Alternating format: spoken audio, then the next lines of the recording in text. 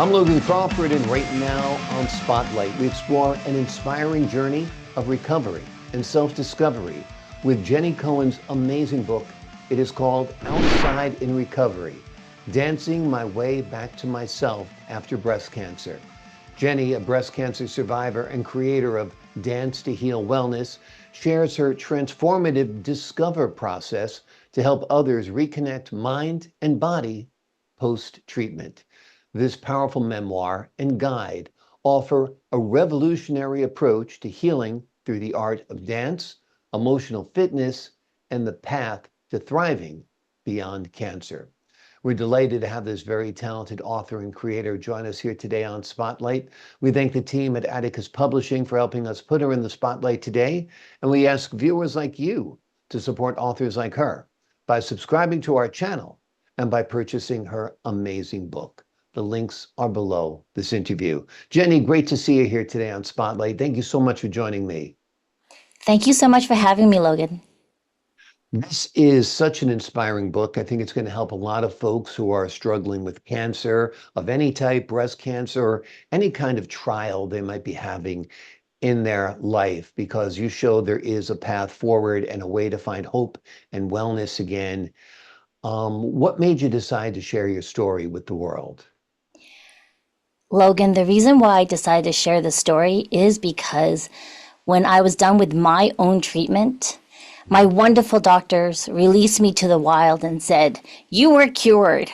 You're free." And Logan, I was like, "What do you mean I'm free? I'm so used to seeing you every few months having a Yeah. checkup." And they were like, "Bye bye. Have a Yeah. great life. Have fun storming the castle." And Yeah. I was lost. And the only thing I could fall upon was my use of dance Mhm. before as a way of living life and during my treatment. And Mm. then what happened was, so here's the secret for a lot of people who are on the outside bubble of having cancer. You have to disassociate at some level, Logan, to get through the treatment. Right. It's quite horrifying if I'm being honest here. I'm sure. You basically are put through hell in order to live again.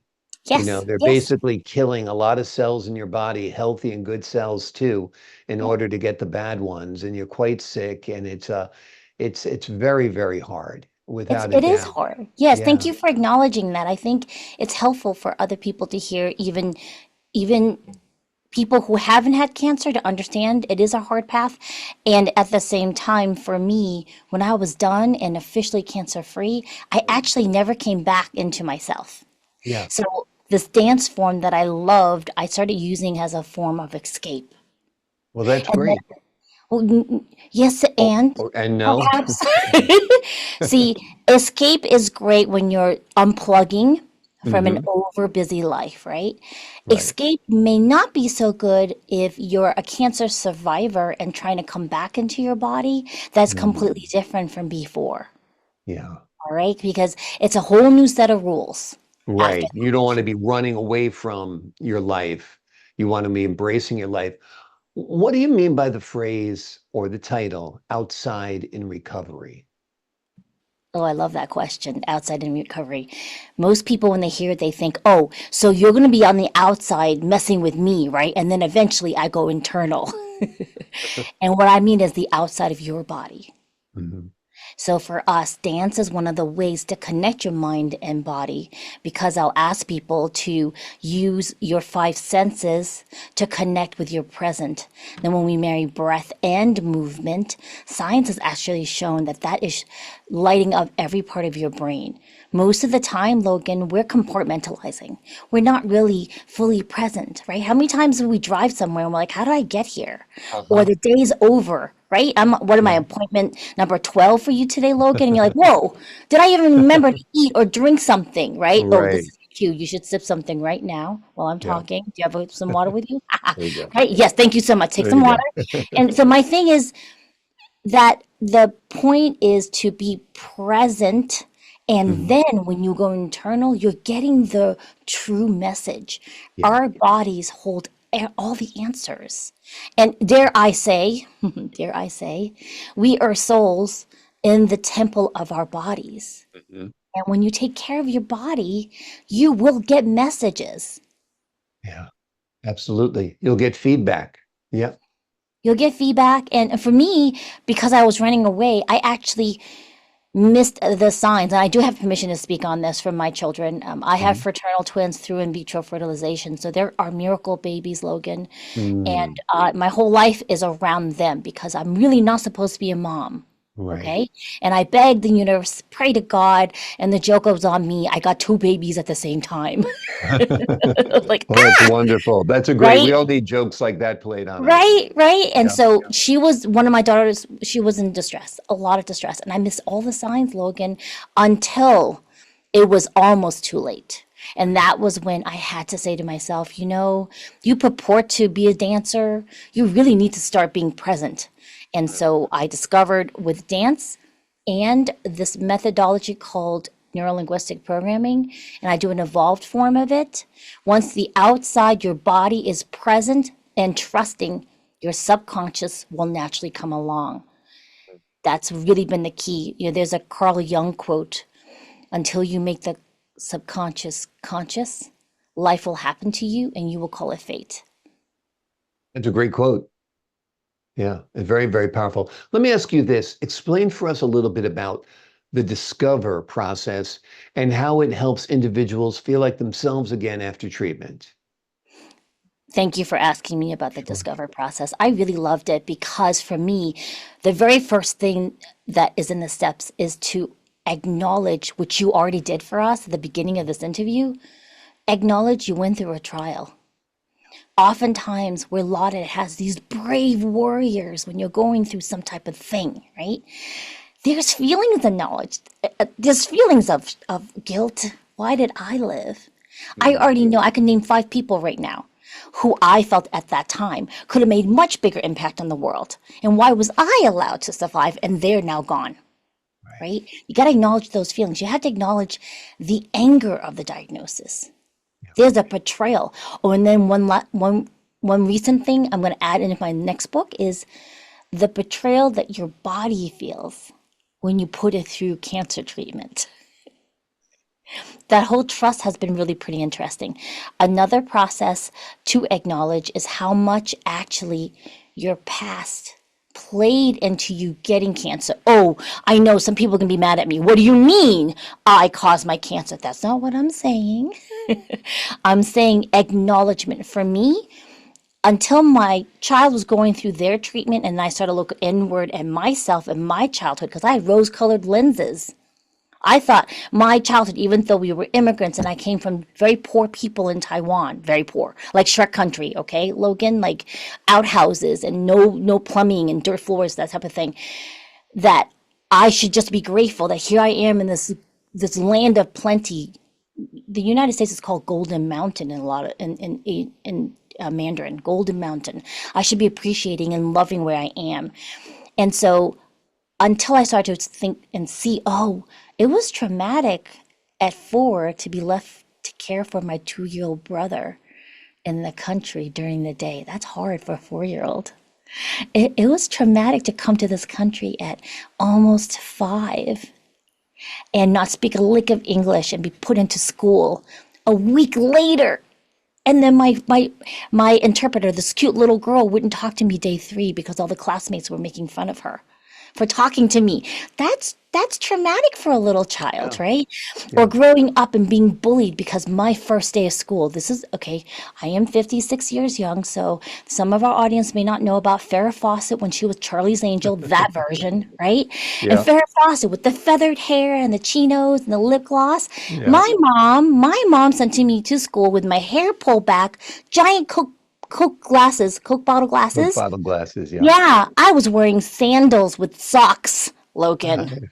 I, I I'm know. sorry. Like, my parents are immigrants. We were supposed to be lucky and happy we were in the States. So these backgrounds were accumulated traumas Yeah. that by the time my cancer arrived, and before my cancer, just in those 3 years before, my miracle from God's son got type 1 diabetes. Mm. Devastating.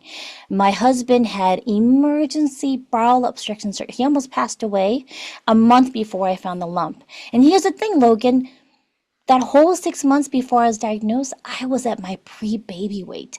I'd been working out. I was vegan. I was like, I'm so healthy. And So guess what? strong. Yeah. I hadn't slept a night for 4 years because of my son. I thought he was going to die in the middle of the night from his type 1. And so Mm, people present healthy and really we're ticking time bombs sometimes. So I want people to yeah. acknowledge that. Yeah. We're all, it sounds very pessimistic, but on one level, we're all dying.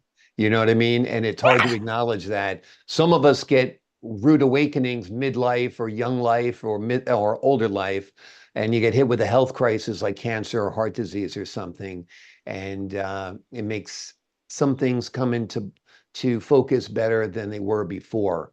And you do appreciate the beauty of the Golden Mountain, as you said, which this country certainly is. It's so much to offer. Let's talk a little bit about outside in mastery, that approach, and how it differs from different traditional recovery methods. Yes. I really am glad you actually asked this question because I would have forgotten to talk about it. I'm all going off into faucet land. Outside in mastery is this ability to always tune into your exterior Mm, before you go interior. And mm, then this back and forth has needed because, life gets lifey, doesn't it, Logan? I didn't coin this term. Jen mhm, Gottlieb of Super Connector Media did. Life gets lifey, right? So we're in it. I'm connected. I'm present, and then something happens, and it'll pull mm. me out of my body. Then I have to come back outside, come inside, come outside. And this back and forth is what I want the world to know. Absolutely. Absolutely. What do you hope the readers take away from the book? What do you hope they learn from it? What those going through cancer or some other struggle or some other challenge? I hope the readers who have gone through cancer or are going through cancer can read this book and feel left alone, less alone. I've had feedback right now from people reading it and they're bawling, going, no one has ever said these things that I felt. I feel that you understand. And I've had family members read this book and go, I did not know this is what you were going through. And it's very interesting because I'm telling about my personal stories. Mm, And yet there are observations that I share that open the door into this realm that will help people better understand the process. And what I really love for someone who just wants to understand on another realm outside in recovery is actually for the me and you before we get cancer. The discover process to help you deter and help deter any possible occurrences and help you figure out what is affecting your immune system so that your body can fight it off. I mean, we know now, right, that our cells are actually coming up fighting cancer cells every day. They're multiplying, right? We're constantly fighting off cancer cells. So I'm not saying that I wasn't a candidate for it before. It was just that when I got it that time, my immune system was kaput because I hadn't dealt with the trauma in my body.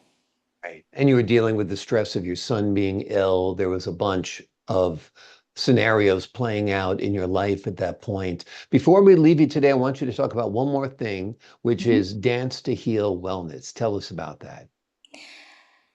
This is the gateway, y'all. Seriously. Logan, thank you so much for asking about that. Dance to Heal Wellness means it is accessible to the world. You put on what you perceive as music. Some people love the sound of waves. That's music to them. Some people love the sound of wind. Some people like pink. Hey, I'm all of about all of that. Some people, and I think this is really particularly interesting and important, like to dance to the sound of bird song, which ultimately it can mean safety for a lot of us because when you're out in the wild, when the birds are singing, it's safe in the forest. And then when the birds get silent, you're like everyone's perked up on what's coming, right? So I want people to dance to heal, meaning you can put on any song, tune into your breath, tune into your five senses.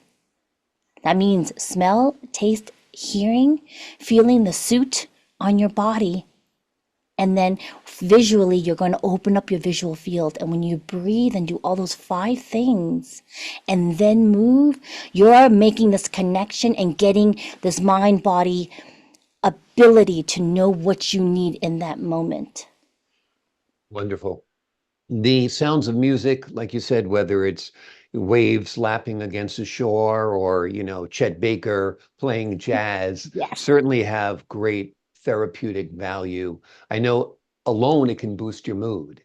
And so can dancing and exercise, and so many great suggestions that you have in this book. It's called Outside in Recovery, Dancing My Way Back to Myself After Breast Cancer. Jenny is a breast cancer survivor and creator of Dance to Heal Wellness. And in this book, she shares her transformative discover process to help others reconnect mind and body following this very, very traumatic treatment. Jenny, thank you so much for joining me here today on Spotlight and sharing your story and enlightening our viewers. Thank you so much. My pleasure. And to the folks at home, I'm Logan Crawford, thanking you for your time this time. Until next time on Spotlight.